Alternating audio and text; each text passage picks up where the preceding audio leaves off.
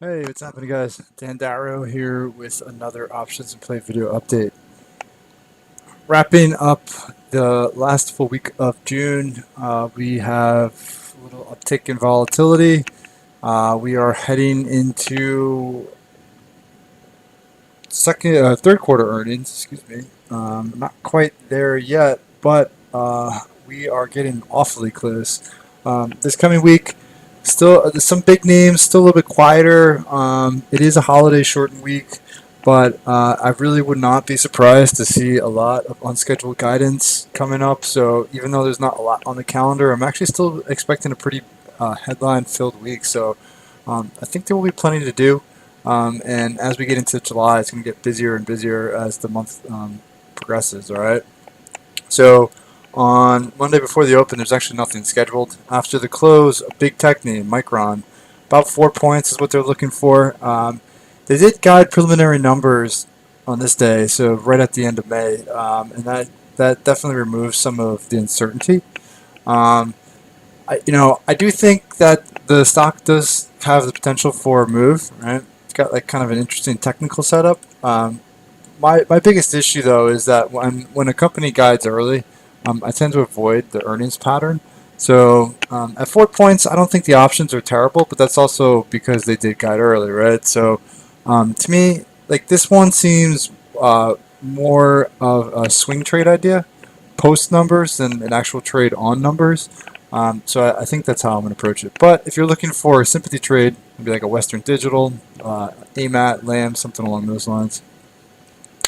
For the open on Tuesday, AYI. So 11 points is what's expected. Those are monthly options. Historically, this is a pretty big mover in earnings, but recently the moves have been more muted. All right. And the option prices, to me, seem to be reflecting what it's done in the past and not necessarily how it is traded now. So kind of a tougher setup. I have traded this a bunch. Like this used to be one of my go-to earnings names because it was such a consistent mover quarter after quarter after quarter. But I think I'm going to sit this one out just because the character of the stock is changing a little bit. Also Tuesday morning, Conagra. About 2.25 is what's expected on this. It, there have been these one-off quarters on Conagra where it just has these really substantial moves. You can see when I scroll out a bit, but it's just not consistent. So that's the main thing. It's just not consistent. When it does move, it tends to move more than the 2.25 that they're pricing in. But there's been plenty of quarters when it hasn't really moved. So it's definitely more of a wild card setup in my opinion. Staples have been pretty quiet.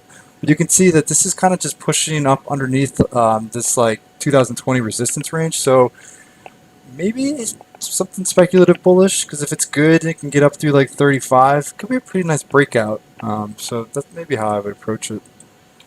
After the close on Tuesday, FedEx. So a big industrial report. 10.5 points is what's priced in, and I'll be honest, I haven't really had much interest in industrials the past few months. There's just been so much action and so much better action in other areas that I haven't really put a lot of focus on the industrials specifically. So I don't really know what to make of FedEx here. They did miss and guide lower last quarter, but stock actually closed green that day. But that was right in the middle of March when there's so much else was going on. At 10.5 points, options they seem kind of high. Um, and I think it's going to be tough to see that big of a move. I, I think I think I have to pick a direction, and I don't know if I have the conviction on a particular direction. So I might just wait and see what they say, see how the stock reacts, and then look at it for a swing trade, something along those lines. All right. Before the open on Wednesday, Constellation. So um, this one's kind of frustrating because well, first of all, the price is in about 11.5. I really thought this would act better into earnings. I was looking at it. I was looking at it here when it got back to the 200-day, and I thought that it could really make like a run into earnings, especially because last quarter was very solid. It was like a really strong beat and raise. So when it was above the 200-day, it looked good and it looked like there was room to run. But now at 11.5, I mean, it basically has to move that just to get back to the 200-day. So what it's pricing in wouldn't even get it back to the high from last week. So it's overall it's a much different setup than it was when I was looking at it for a trade a few days ago. So I guess I would still be bullish biased, but I just from like a technical point of view, I guess I just don't like it as much. So I think I'm going to sit it out. You know, having just lost money on it probably contributes to that. So if it's a name that you've really been focused on and you like it, maybe worth a shot. But I think personally, I might sit it out.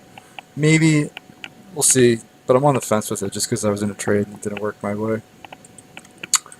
All right, then last name actually for the week is also Wednesday before the open, and it's General Mills. So another staple like ConAgra, 4 points is what's priced in, but those are monthly options. It does occasionally move. Been in a pretty tight range, right above, well, right around 60. I think the issue more with General Mills is that they're monthly options, so you're paying for a lot of time, whereas ConAgra are weeklies. So if I had to do one or the other, I think I'd maybe look at ConAgra because the option pricing seems better, and they're going to report first, so it has the element of surprise. But I mean, General Mills, maybe wait and see what ConAgra does. If General Mills responds to the ConAgra numbers, and then based off of that, maybe draw up something for General Mills. All right, and then nothing scheduled Wednesday night, and then Thursday morning, nothing interesting. So that's it because Friday the market's closed in observance of July 4th. So some big names, even though they're not like particularly busy every day, there are some pretty big names. So could be some good action. Like I said earlier, I'm expecting some unscheduled news too. But we're also just like a week and a half out from earnings season. So I mean, after the July 4th holiday, things are going to start picking up real fast. So if you like these videos and you're looking for more earnings trade ideas as we get into earnings season, please follow up with the link in the description of the video for more information on options to play. Have a great weekend, stay well, and I will talk to you all on Monday.